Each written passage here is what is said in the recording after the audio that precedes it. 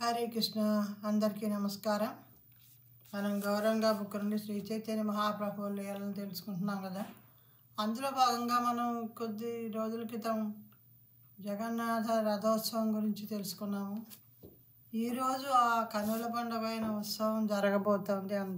అందరికీ శుభాకాంక్షలు తెలియజేస్తూ ఈసారి యాపిడ్స్ హైదరాబాద్ ఇస్కాన్ టెంపుల్ వారు 45వ రథయాత్ర మహోత్సవాన్ని చాలా ప్రతిష్టాత్మకంగా చేపట్టారు.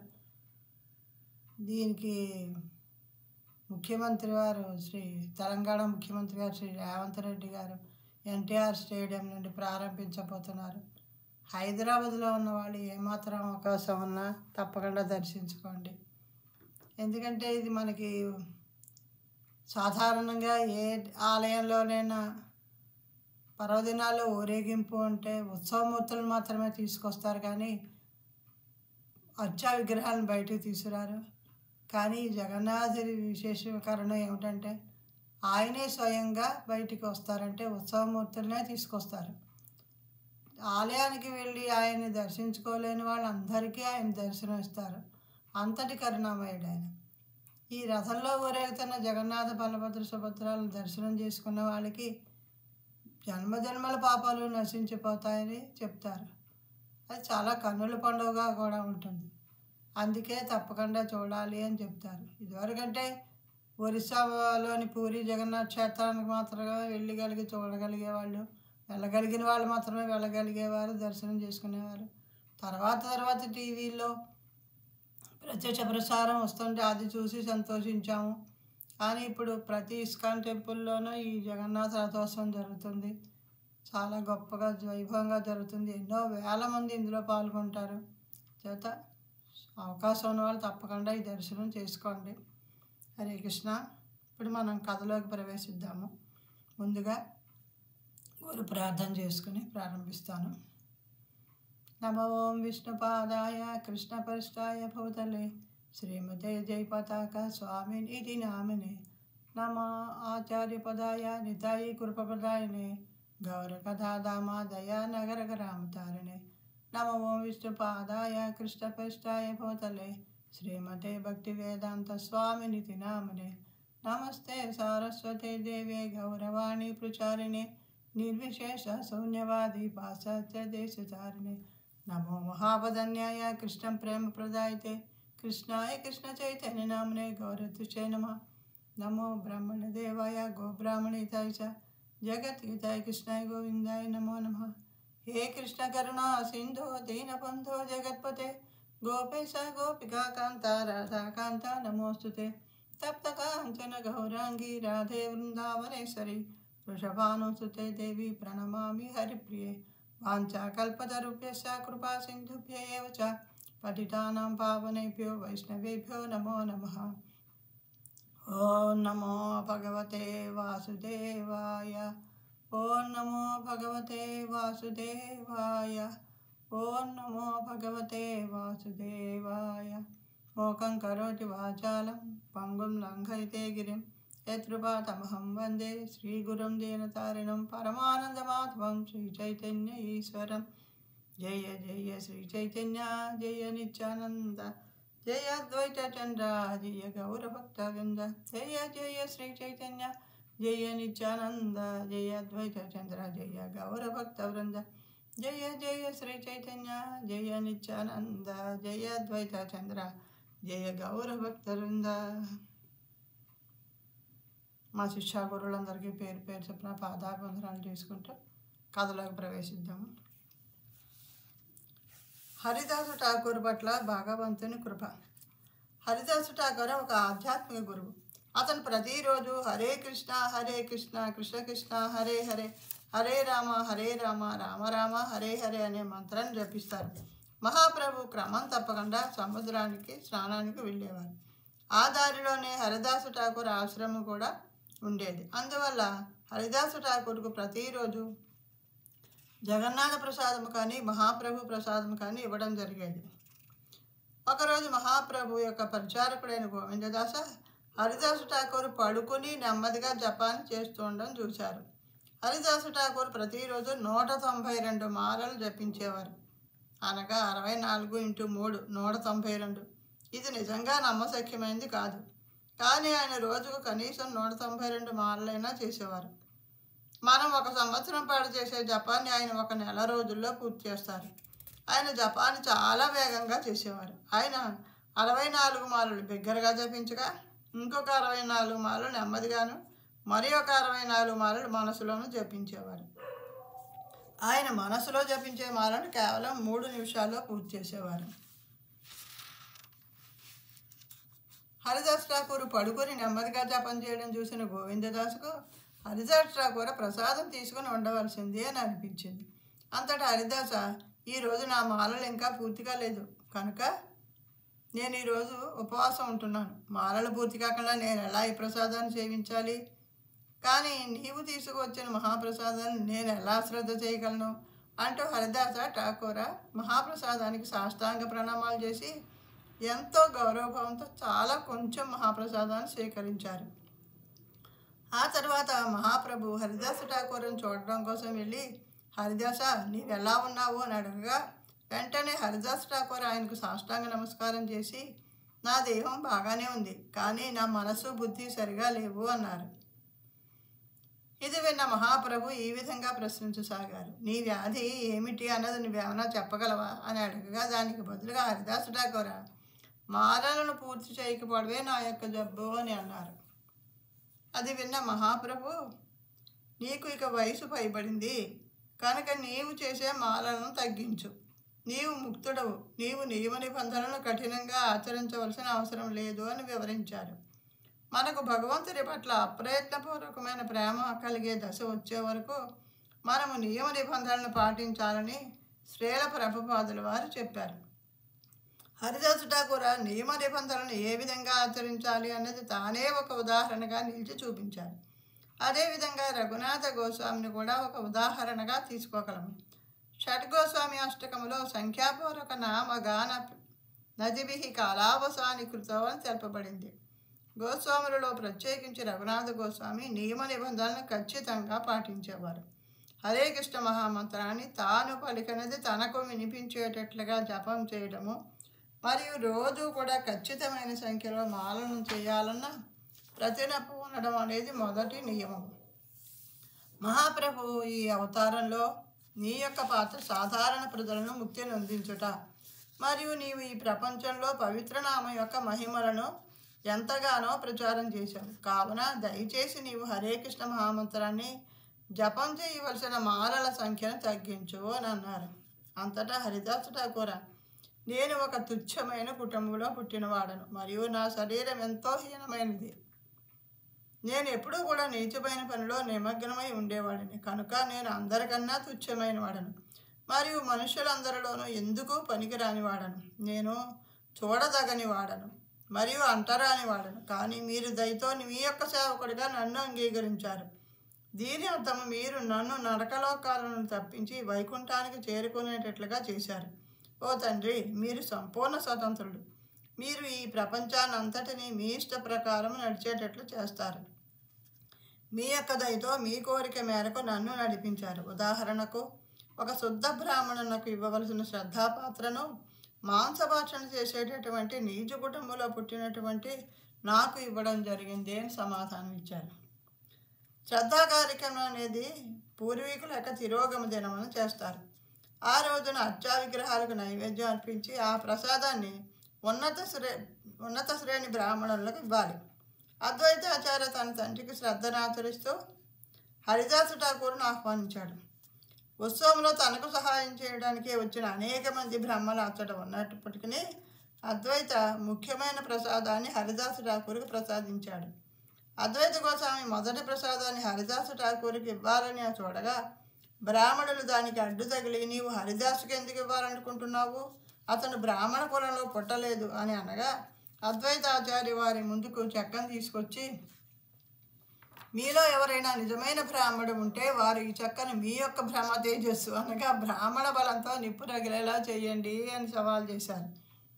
ఆ చెక్కను ప్రతి బ్రాహ్మడి వద్దకు తీసుకెళ్ళగా వారి మంత్రాలను జపిస్తూ దానిని ఊదుతూ ఉన్నారు. కానీ ఆ చెక్క నుండి మంట రాలేదు. అదేవిధంగా ఆ చెక్కను హరిదాస్ ఠాకూర్ వద్దకు తీసుకురాగా ఆయన హరే కృష్ణ మహామంత్రం జపించగా దాని నుండి నిప్పు వచ్చి ఆ చెక్క మండటం మొదలైంది. హరిబోల్.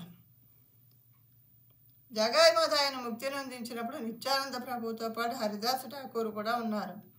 నిత్యానంద ప్రభు జగాయి మాత వద్దకు వెళ్ళి, మీరు హరే కృష్ణ కృష్ణ కృష్ణ హరే హరే, హరే రామ రామ రామ హరే హరే అంటూ నామజపం చేస్తూ పవిత్ర జీవితాన్ని గడపండి అని అభ్యర్థించగా, మనం వీరిద్దరిని దండించాలి అని ప్రతిస్పందించి నిత్యానందను హరిదాసు ఠాకూరును వెంబడించడం ప్రారంభించారు. వారిని వెంబడిస్తూ పట్టణమంతా తిప్పారు. హరిదాసు ఠాకూర్ ఈ విధంగా నేను ఎంత దూరం పరిగెత్తగలను అని నిత్యానంద ప్రభుతో చెబుతూ ఆయాసపడుతూ ఊపిరి తీసుకోవడానికి చాలా ఇబ్బంది పడ్డాడు. అంతటి వారు గుర్రాలు నీరు త్రాగేదాని వెనక దాక్కోగా జగాయి మతాయి వారిని కనుగొనలేకపోయారు. ఈ విధంగా హరిదాసు ఠాకూర్ ఇంటింటికి నిత్యానందతో కలిసి వెళ్ళి హరే కృష్ణ మహామంత్రాన్ని చేయమని అర్థించేవారు.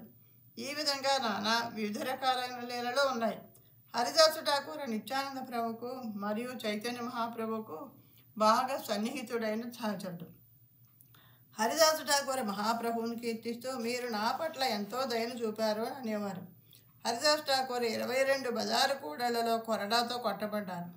సింగపూర్లో కూడా ఈ పద్ధతిని ఇంకా పాటిస్తున్నారు. సాధారణంగా 3 కొరడా దెబ్బలకే చాలామంది మరణిస్తారు. కానీ వారు హరిదాసును ప్రతి బజారు కూడలిలోనూ లెక్కలేని మార్లు దండించారు.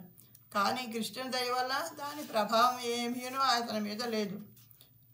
చైతన్య మహాప్రభు హరిదాసు ఠాకూర్ లీలలు అనేకం ఉన్నాయి. హరిదాసు ఠాకూర, మీరు నా చేత నృత్యం చేయించారు మరియు నా కొరకు ఇంకెన్నో పనులు చేశారు. మీరు త్వరలో ఈ భౌతిక జగత్తులో లీలలను సమాప్తం గావించబోతున్నారు కనుక ఆ సమయం కన్నా ముందే మీరు ఇచ్చట ఉన్నప్పుడే నేను ఈ దేహాన్ని వదిలి వెళ్ళాలని కోరుకుంటున్నాను. మీ యొక్క పాదపద్మాలను నా యొక్క గుండెలపై పెట్టుకుని చంద్రుడి వంటి మీ ముఖాన్ని చూస్తూ నా నాలుగుతో శ్రీకృష్ణ చైతన్యాన్ని మీ పవిత్ర నామం జపం చేయాలని నా కోరిక. ఇదే నా చివరి విన్నపం. దయచేసి ఈ విధంగా నేను నా దేహాన్ని విడిచి వెళ్ళేందుకు సమ్మతించండి. ఓ దయామయుడా, మీ దయకు నేను పాత్రుడనైతే నా ఈ కోరికను నెరవేర్చండి. తుచ్చమైన జన్మం తీసుకుని ఈ దేహాన్ని మీ ముందే వదిలివేయనివ్వండి. నా కోరికలన్నింటినీ మీరు తీర్చగలరు అని మహాప్రభువును వేడుకున్నారు.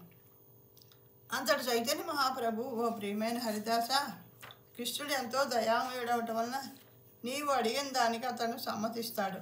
కానీ నాకు వచ్చిన ఈ ఆనందం అంతా కూడా నీ యొక్క సాంగత్యం వలనే. నన్ను విడిచి నీవు వెళ్ళిపోవడం నీకు తగదు అని అన్నారు. మహాప్రభు యొక్క పాదపద్మాలను పట్టుకుని, మహాప్రభు, మీరు దయచేసి ఎటువంటి భ్రమను కల్పించవద్దు. నేను ఎంతో పతితుడనైనప్పటికీ మీరు నిక్కముగా నాపై ఈ దయను చూపాలి. నా వంటి గుర్తించదగని ఒక కీటకం చనిపోతే ఎవరికి నష్టమో, ఒక చీమ చనిపోయినందువల్ల ఈ భౌతిక జగత్తుకి ఏమిటి నష్టమో.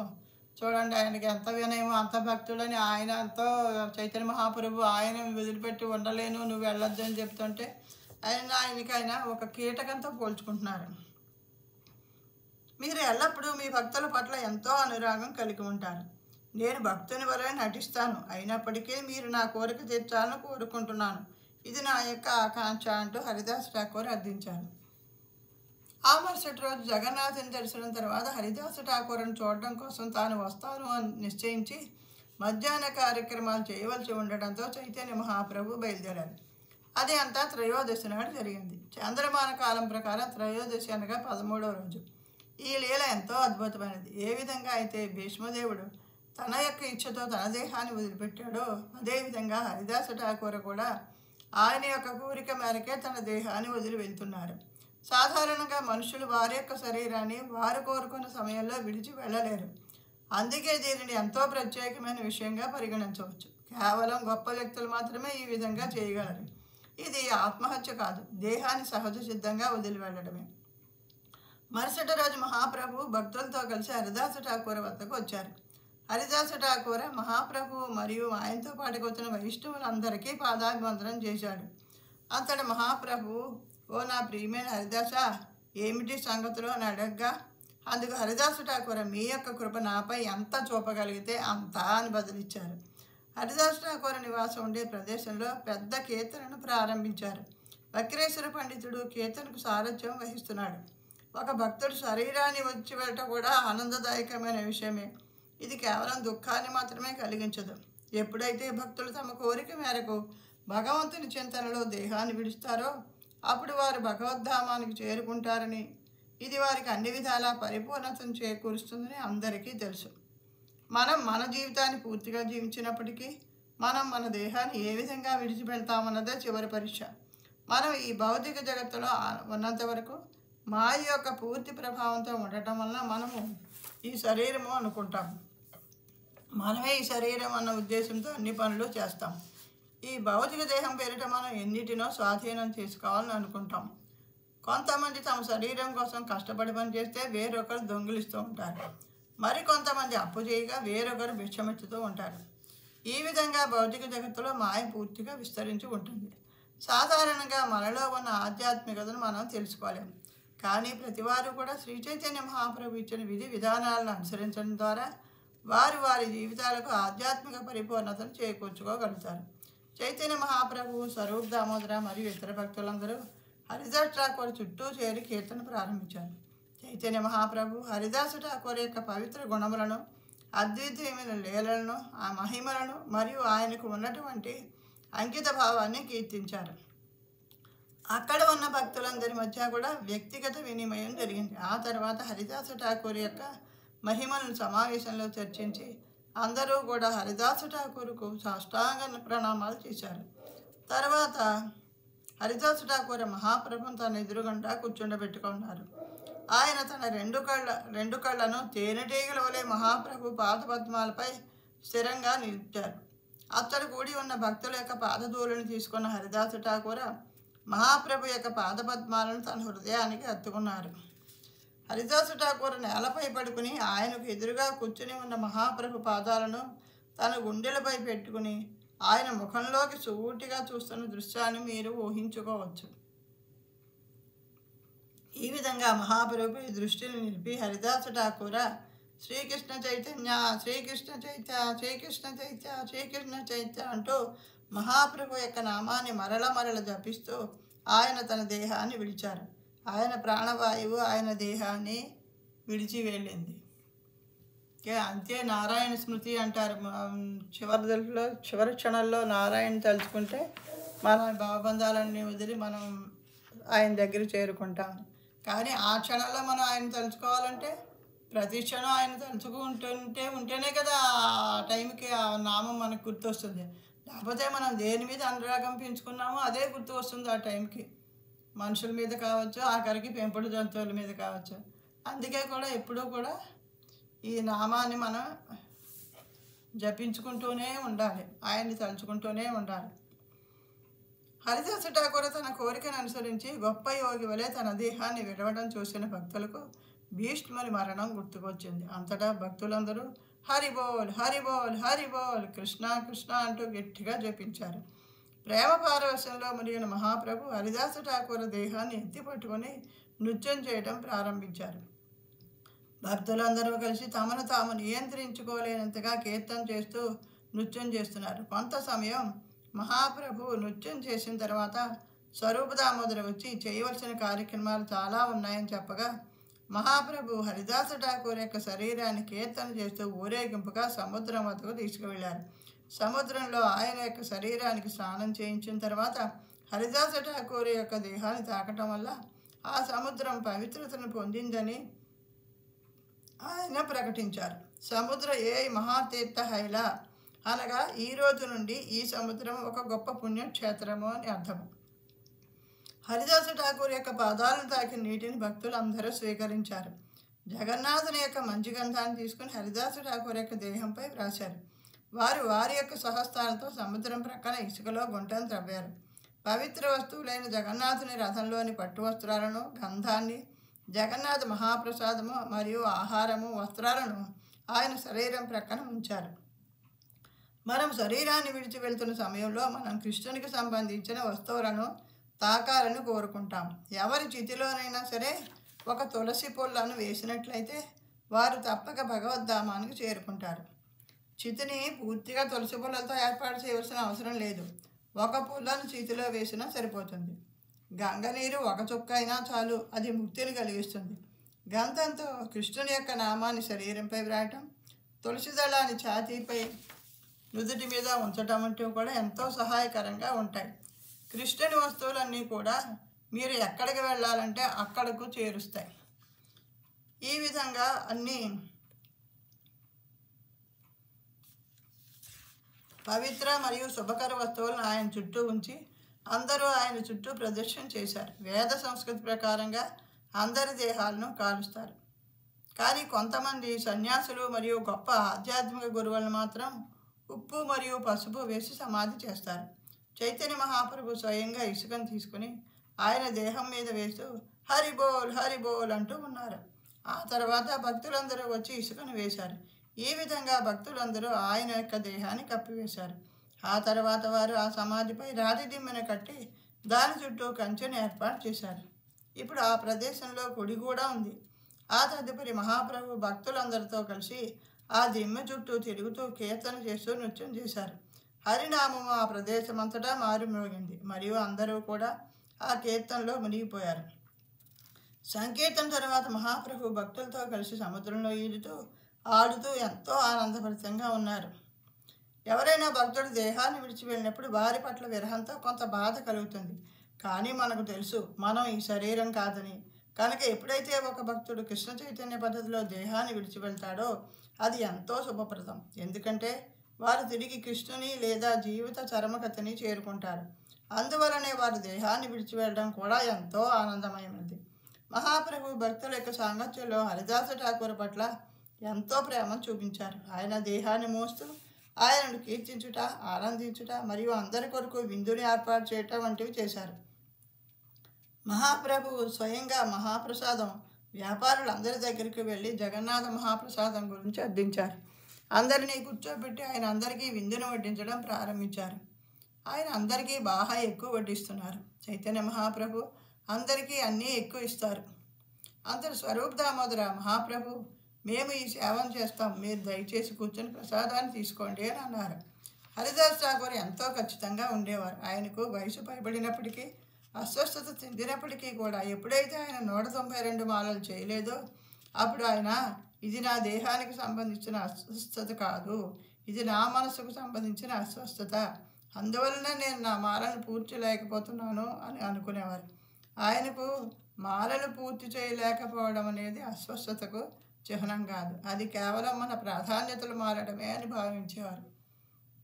నామజపానికి అంతటి విలువ ఇచ్చేవారు. ఆయన అంత వృద్ధాప్యంలోనూ అంత అనారోగ్య పరిస్థితుల్లో కూడా ఆయన ఎప్పుడు ఆ 192 మాలల నుంచి మాత్రం చైతన్య మహాప్రభు చెప్పినా కూడా తగ్గించాలని మాత్రం అనుకునేవారు కాదు.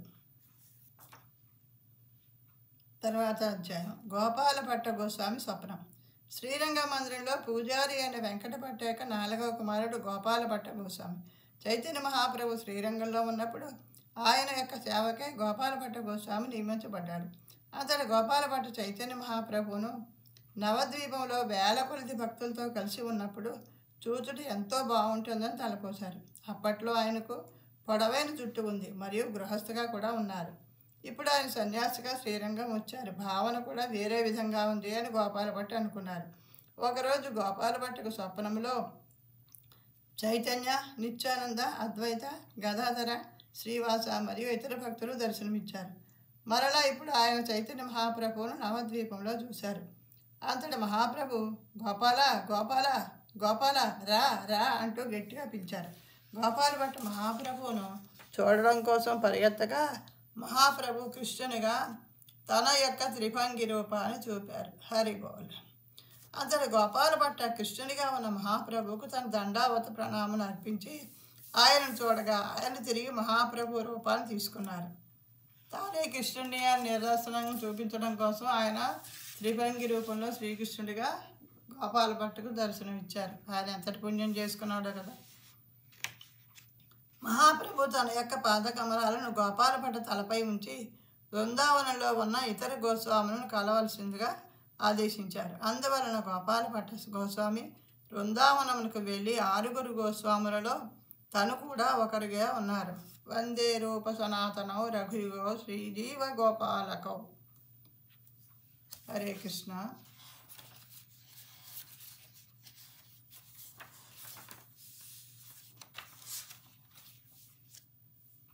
ఈరోజు ఇక్కడితో ఆపుతున్నాను.